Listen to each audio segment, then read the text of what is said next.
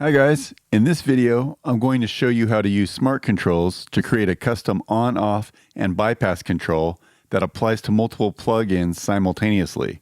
I have 4 Ozone 9 Match EQ plugins on a Submaster bus.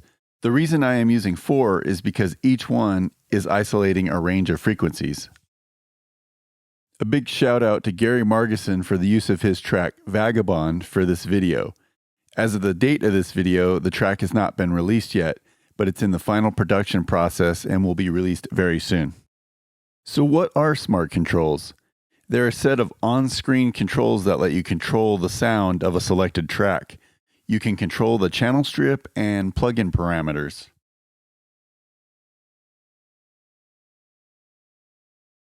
So I'm going to start by clicking and selecting my Submaster bus.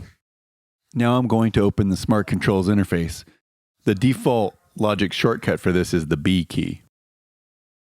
Logic is set up to default to an automatic layout, which you can change by opening the inspector, clicking the name of the current layout at the top of the Smart Control Inspector, then choose a new layout from the Layout pop-up menu.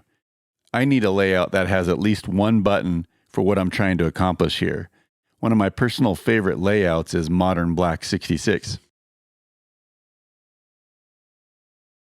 Typically, the smart controls have already mapped some parameters, but in this case, I want to start from scratch, so under Parameter Mapping, I'll click the Options drop-down menu and select Delete All Patch Mappings.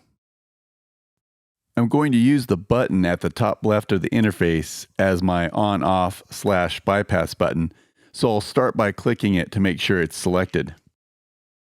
To be able to assign the button to a plugin parameter, I need to click the Learn button.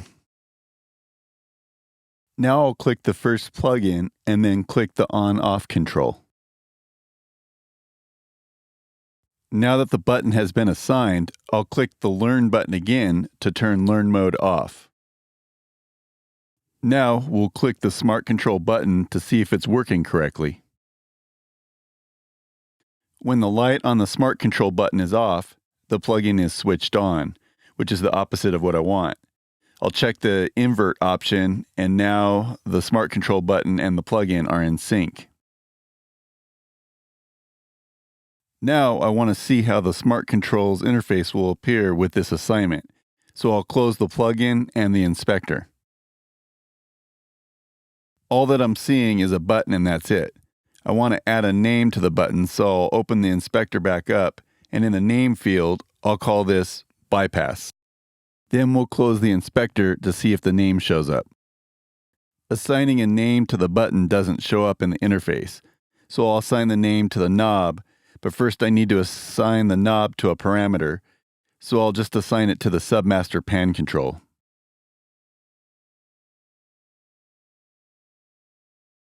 The name is now showing and the button appears to be working correctly. Now I'll repeat the process for the 3 remaining plugins.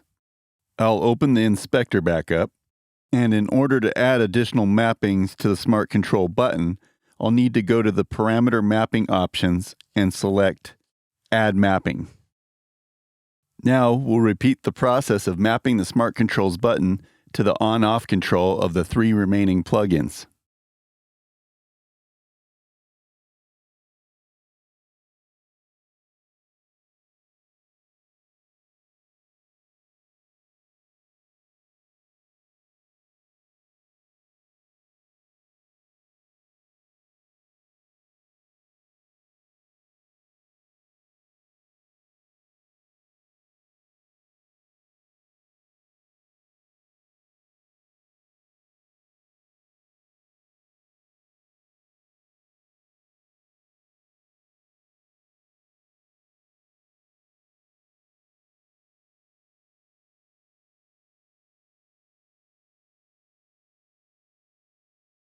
Now, let's test the Smart Controls button to make sure it's turning all 4 plugins on and off.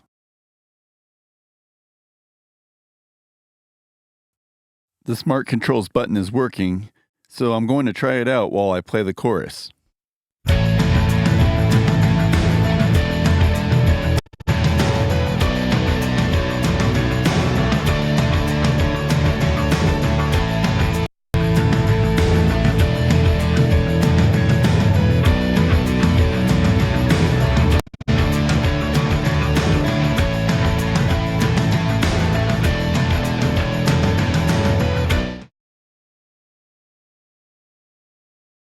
If your plugin has a bypass option, which this particular Match EQ plugin does, you can assign the Smart Control button to that parameter instead.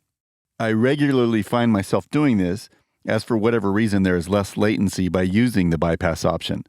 Also, if the plugin offers gain matching, which this one does, it allows you to A/B while matching levels as close as possible.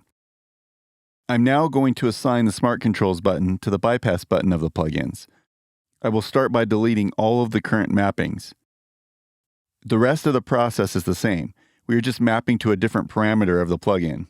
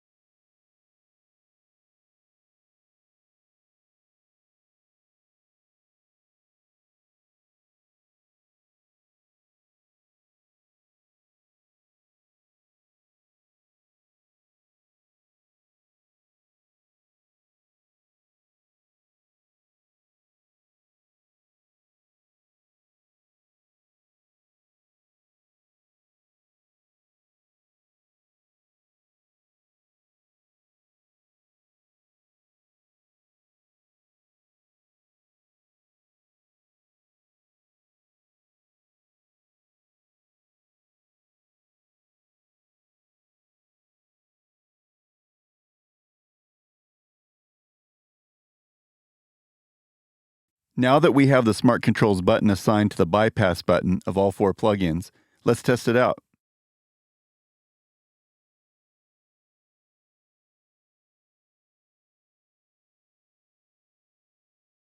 It's working perfectly. Now I'll try it out while I play the chorus.